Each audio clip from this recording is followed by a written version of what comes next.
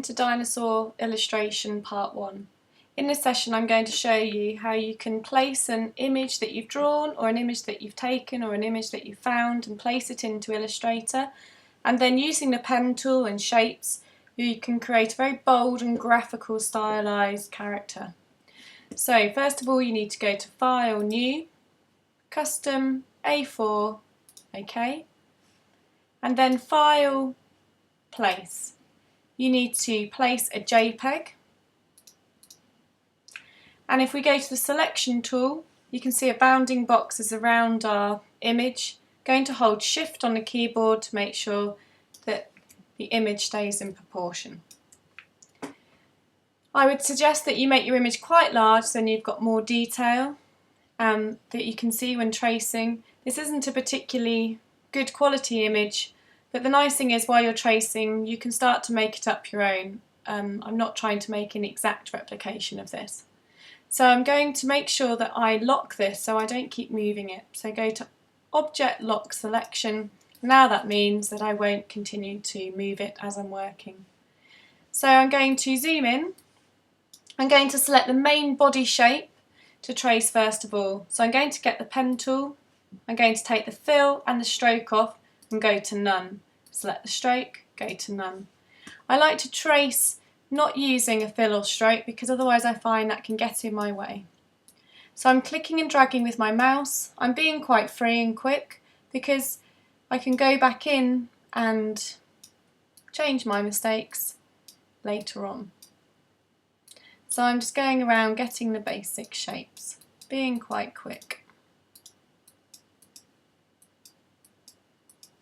I'm actually going to go up to the shape here and then I'm going to come back down again because I'm going to make that shadow a separate shape. So basically when we're trying to trace in this way you want to try and see the image that you're tracing as lots of cut out shapes basically on top of each other. So again just going around quite quickly. You might want to take a little bit more to care. So the important thing is that you close your path. I can go back in with my direct selection tool and I can move these points if I want to. Move these around if you think they're not quite right. Or you can go back to your pen tool and you could delete some points. Perhaps you feel that you have too many points and then you can go back in with your direct selection tool and move them. Also, you might feel that you want to add some more points, so you can go to the pen tool, add some more points, go to the direct selection tool and move those. So you have a lot of control using the pen tool. So I'm quite happy with that. I'm going to zoom out with Control minus. And then what I tend to do is move then my tracing to the side. I hold Shift so it stays on the same baseline, I can't move it up and down. And then I've moved it. Now I'm going to go to the eyedropper tool and I'm going to select colours. So you can start to choose which colour you wish. You can change this as much as you want. I'm going to go for a lighter green for the moment. Now I'm going to go back into my dinosaur and I'm going to select some of the shadows. So I'm going to take the fill off and I'm going to go around again quite quickly. I'm going to go in here, pick up a shape, and then the dinosaur here, it's very dark underneath. So again I can go back in with my direct selection tool if I want to. I can move some of these points around. I'm going to zoom out so I can see.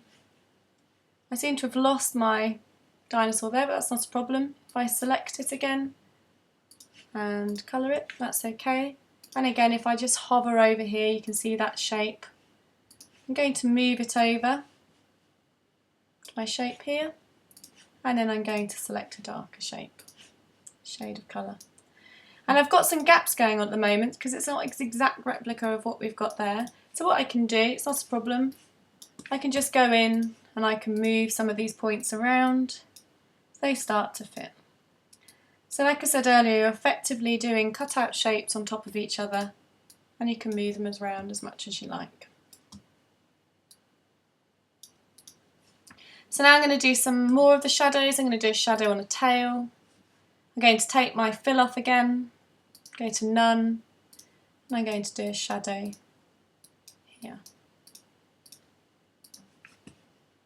Again, moving that over, holding shift so it stays the same baseline. Oops, Control Z if you make a mistake, it's not a problem.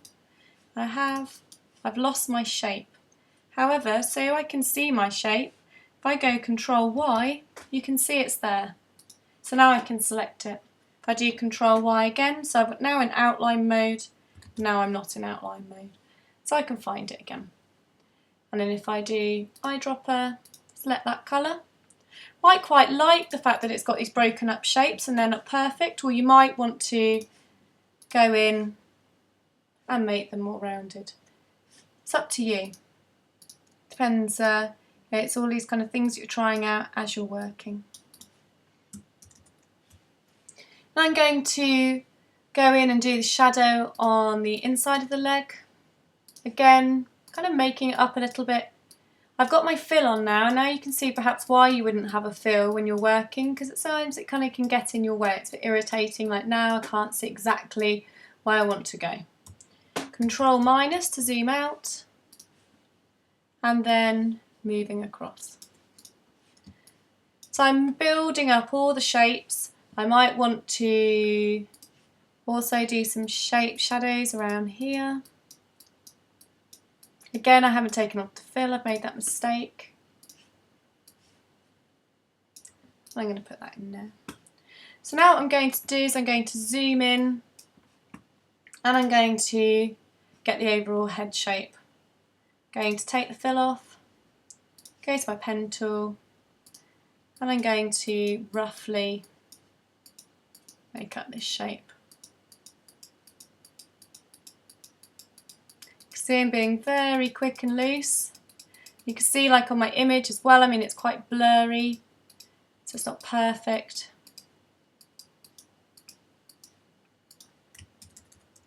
But again, like I said earlier, it's quite nice because then you start to make it your own. The image is just a starting point. So now, if I get my eyedropper tool, and you can see with what, just made a slight mistake here with the back of the dinosaur, so I'm just going to bring that in. There we go, and solve that problem. So you can see now, step by step, starting to make up the illustration. So eventually, with all these shapes, these are other shapes on top of each other.